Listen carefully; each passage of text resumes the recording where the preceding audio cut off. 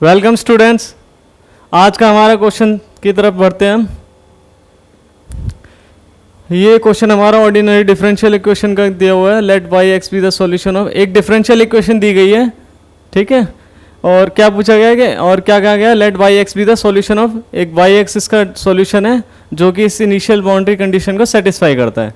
क्या कंडीशन दी है हमें, वाई जीरो इक्वल टू 4, ठीक है। इसके साथ हमसे क्या दिया गया है, क्या पूछा गया है, then limit x tends to infinity y x is equal to what, ठीक है। तो हमसे पूछा गया है कि एट इन्फिनिटी पे इस फंक्शन का बिहेवियर क्या होगा, इसके सॉल्यूशन का। तो सब इसके लिए हमें क्या करना पड़ेगा, ये डिफरेंशियल इक्वेशन सॉल्व करते हैं।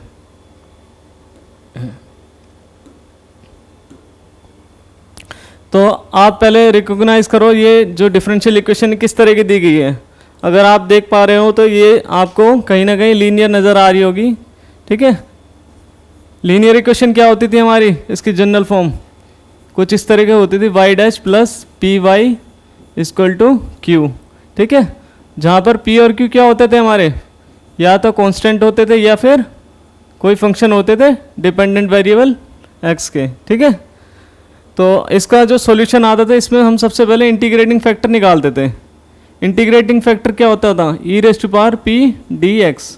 और उसके बाद फिर हम अपना जनरल सॉल्यूशन कैसे निकालते थे, y into I F equal to Q into I F plus C. ये आई एफ क्या है हमारा, इंटीग्रेटिंग फैक्टर जो हमने यहाँ पे निकाला है, ठीक है। तो इस तरीके से आता था। अब सबसे पहले हमें अपने क्वेश्चन में देखना है यहाँ पर p और q क्या गिवन है हमें। अगर हम इससे कंपेयर करें डी वाई डैश हमें मिल गया यहाँ पर, ठीक है। अब इसके बाद पी वाई तो ये रहा, तो p क्या हो जाएगा हमारा, ये 3x², ठीक है। और उसके अलावा हमारा q क्या आ जाएगा, x²। अब हम इसको सॉल्व करते हैं आगे। तो यहाँ पर हम क्या आ जाएगा हमारा, e raise to power p dx, यानी कि 3x²। इंटीग्रेशन करना तो आपके लिए कोई बहुत बड़ी चीज़ नहीं है, आप सभी ये जो 12th में बहुत करके आ चुके हो,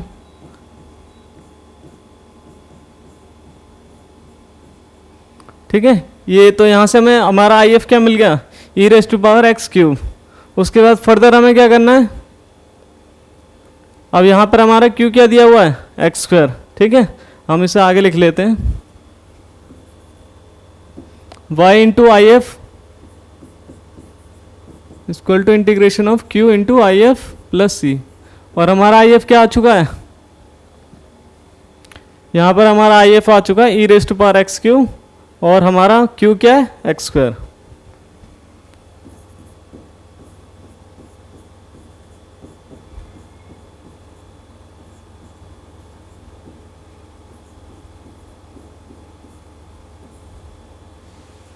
ठीक है।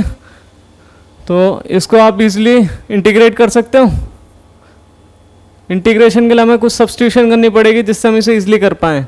तो हमें देखना है कोई एक फंक्शन जिसका डेरिवेटिव यहाँ पर मौजूद हो। अगर हम देखें तो 3x² का, ये x³ का जो डेरिवेटिव है वो 3x टाइम्स ऑफ x² आ जाएगा। तो हम इसको टी पुट कर देते हैं। तो उसके बाद हमें क्या मिलेगा, dt by 3x² into x² plus c y into e raise to power x³। और यहाँ पर t के लिए हमने x³, ठीक है।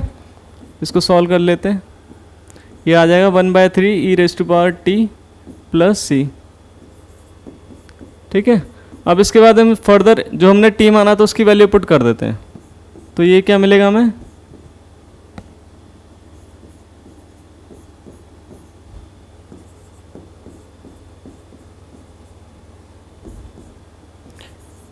ये हमें मिल गया y इंटू, ये कैंसिल हो जाएंगे, फिर बचेगा कि हमारे पास c by e raise to power x³, ठीक है।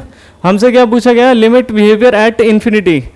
क्या होगा अगर हम यहाँ पर लिमिट पुट कर देता हूँ, limit x tends to infinity y equal to limit x tends to infinity at this, ये तो कांस्टेंट आ जाएगा।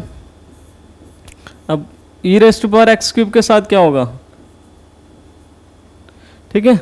तो ये जो फंक्शन है एट इन्फिनिटी पे कहाँ पहुँच जाएगा, c बाई सी एक सम कांस्टेंट वैल्यू है, तो इसके अपोन में अगर हम इन्फिनिटी पुट कर दे तो क्या मिलेगा हमें, 0 मिलेगा, ठीक है। तो ये जो रिमेनिंग जो आंसर आएगा हमारा कितना आ जाएगा, 1/3। तो अब देखते हैं हम अपने क्वेश्चन में।